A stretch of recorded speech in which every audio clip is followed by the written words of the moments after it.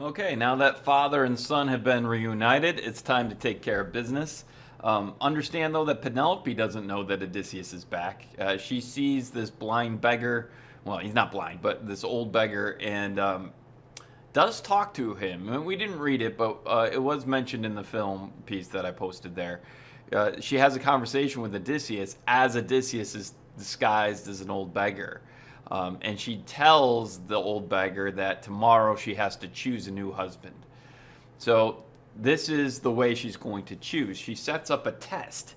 So Odysseus has this famous bow that he got. And as you'll see as we read, the test is if you can string Odysseus's bow and shoot an arrow through 12 axe handles, because they would set the axes on the ground, and the handles would have a little loop on the end to hang up on the wall. If you can do that, then you can marry Penelope. And of course, Penelope's hoping that nobody can do it. So here we go. Book 21. I'm going to start here. Now the queen reached the storeroom door and halted. Here was an oaken sill cut long ago and sanded clean and bedded true. Foursquare the door jambs and the shining doors were set by the careful builder. Penelope untied the strap around the curving handle, pushed her hook into the slit, and aimed at the bolts inside and shot them back.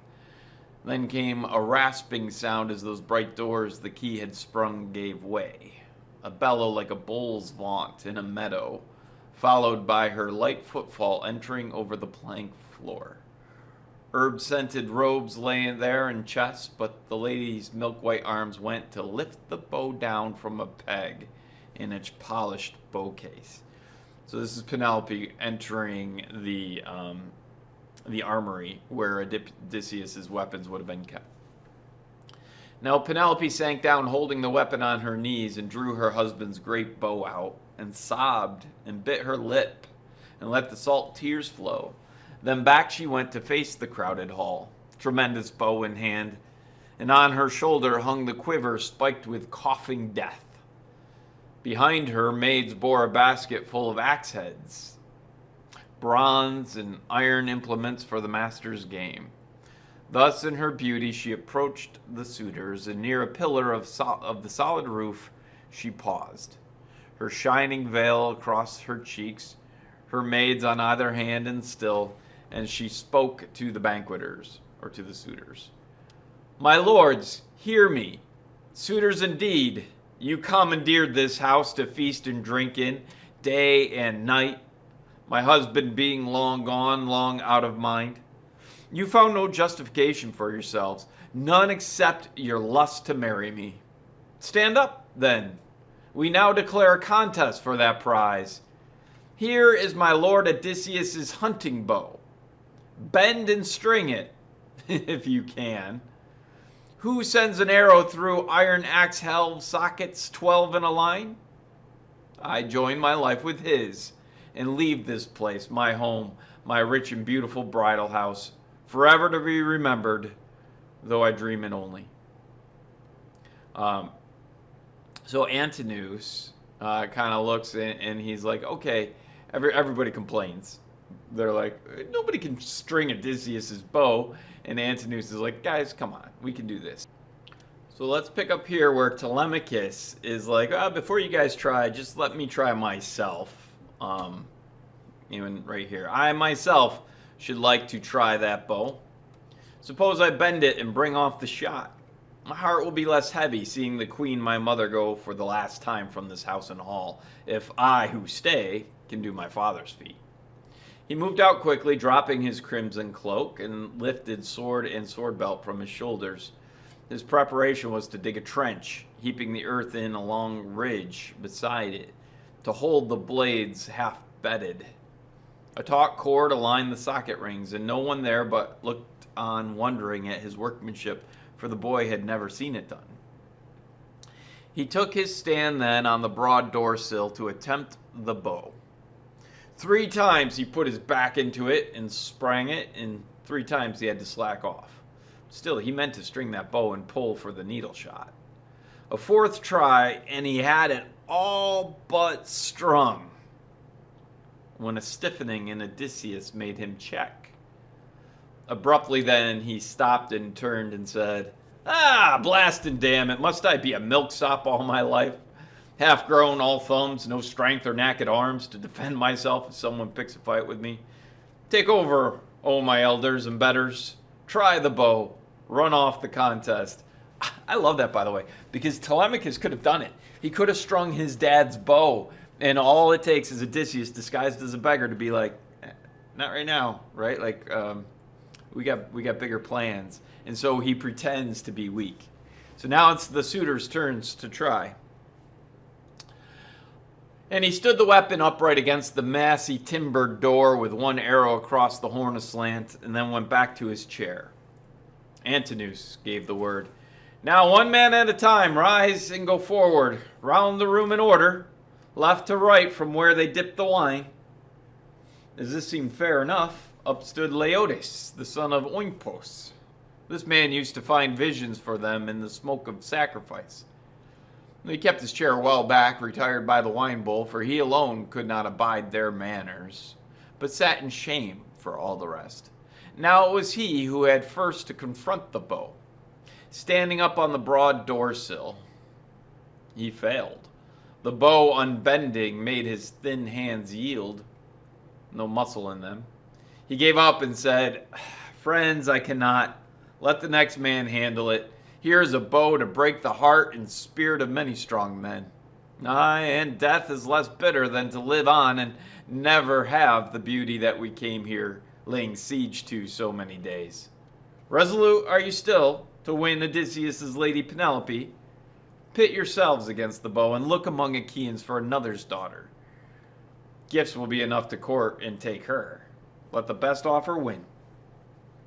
With this, Laodice thrust the bow away from him and left it upright against the massy timbered door, with one arrow aslant across the horn. And as he went down to his chair, he heard Antinous' voice rising.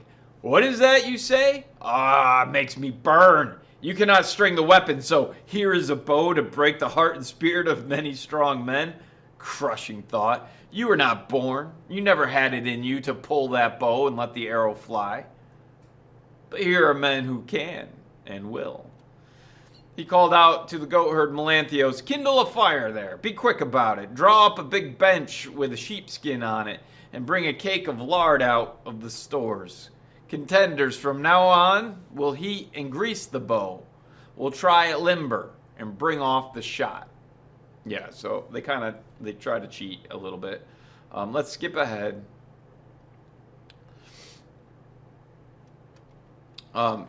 Meanwhile, while we're skipping ahead, Odysseus is going to the servants in the background, and he's whispering to them, asking them, if Odysseus just showed up out of nowhere, would you support him? And all the servants are like, "Yeah, if that were to happen, I totally would." He's like, okay, I'm Odysseus. So we're going to get back to the test of the bow here. Eurymachus had now picked up the bow. He turned it round and turned it round before the licking flame to warm it up, but could not, even so, put stress upon the jam to loop over the tip, though his heart groaned to bursting. And then he said grimly, "Curse this day! What gloom I feel, not for myself alone, and not only because we lose that bride. Women are not lacking in Achaea and other towns, or on Ithaca. No, the worst is humiliation. To be shown up for children measured against Odysseus, we who cannot even hitch the string over his bow. What shame to be repeated of us after us." Antinous said, "Come to yourself. You know that is not the way this business ends. Today the islanders held holiday, a holy day. No day to sweat over a bowstring. Keep your head. Postpone the bow. I say we leave the axes planted where they are. No one will take them. No one comes to Odysseus' hall tonight. Break out good wine and brim our cups again, and we'll keep the crooked bow safe overnight. Order the fattest goats Melanthios has brought down tomorrow noon, and offer thigh bones burning to Apollo, god of archers, while we try out the bow and make the shot." You got that? So Antinous is like, "Hey, let's try this again tomorrow."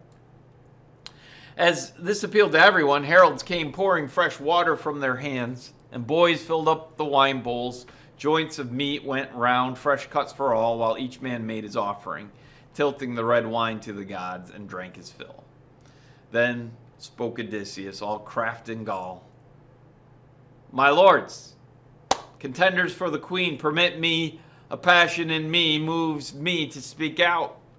Now you got to remember, this is an old man. They don't know this is Odysseus, right?